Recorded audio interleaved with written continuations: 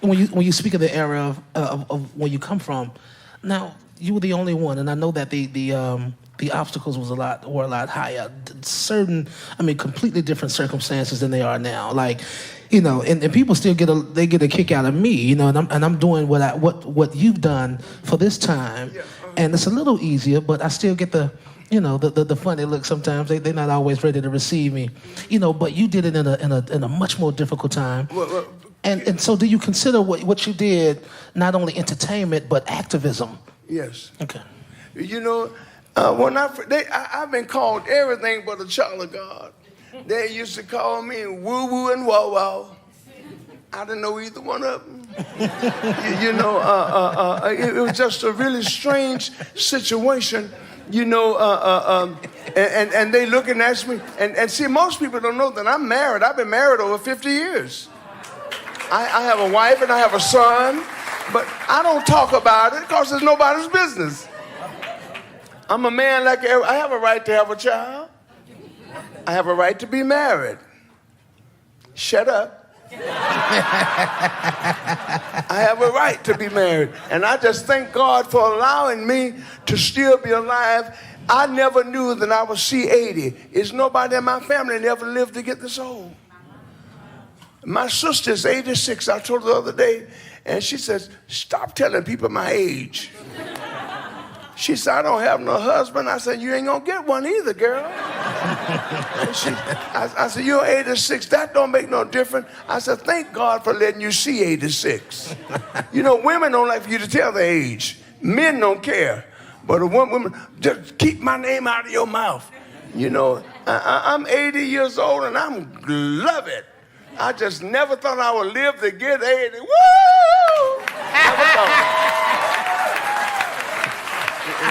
Never thought it. That's it. That's the whole thing. I hope I'm as cool as you when I make it to 80 years old. Well, yeah, because I think about that and I just wonder, you being the first, inspiring so many people. Yes. I want to know did it feel like fire in your soul? Because you're coming from ministry. Both your parents are ministers. Yes. Both my parents are ministers as well. Yes. So, my people are too. Right, and so we know that all music, its origin is gospel. Yeah. So it goes from gospel to the blues to what we now call rock and roll, but you weren't calling it rock and roll at the time. No. Did you set out with that intention to create this genre that's lasted? Yes, but when I first started, I used to go around from door to door to make money, and I would beat on the doorsteps. Like I'm playing the piano, and I couldn't play a note then. Then I learned how to tear it up,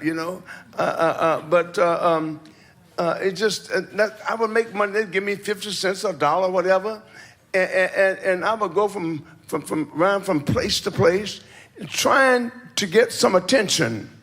But in Macon, it wasn't too much attention to get, because at that time, Macon is still small, but at that time, it was small. You could have called it small Georgia. That's how small it was, You know what I wanted to ask you? I wanted to ask you this.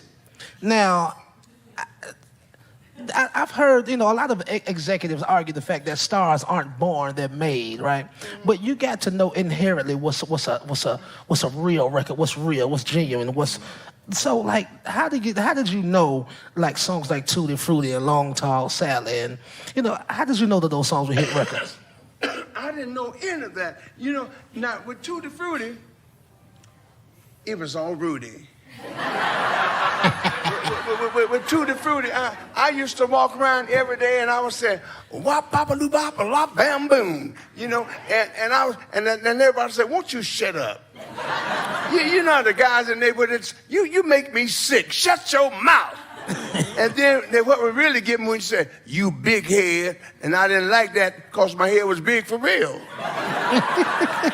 And I didn't like that. I said, now, don't you tell that story, Morning Glory. Don't tell it. And what I did was, I kept on. Then one night, we went in the studio in New Orleans. That's where I recorded all my songs mostly. And we did long. The man said, we need 2 more songs, Richard. And I says, long, tall Sally. And he had sung one. I said, long, tall Sally. He said, what is she doing? I said, she ducked in the alley. She ducked back in the alley. And then he said, what else you got? I said, slipping and sliding and peeping and hiding. And all them things came out. I got on the piano and the groove was so beautiful. Me and Fat Stamino, I was with Fats the other day. I wish we had brought him with us. He would have loved to have came. Sure would have liked to meet him Oh, too. yo, Fats, God bless him. So he's 87 now. Wow. He's 87. He's still cooking gumbo. Yeah. And he eat it all by himself because I don't want none. Yeah. And he's doing good. And we used to go there. We used to be with a man called Professor Longhair. You ever heard of him? Yeah. Yeah. And Smiley Lewis and Lloyd Price and Joe Turner, all them people. I think about them people and I said, Lord, you still let me be here? And I was back here with all those people, you know.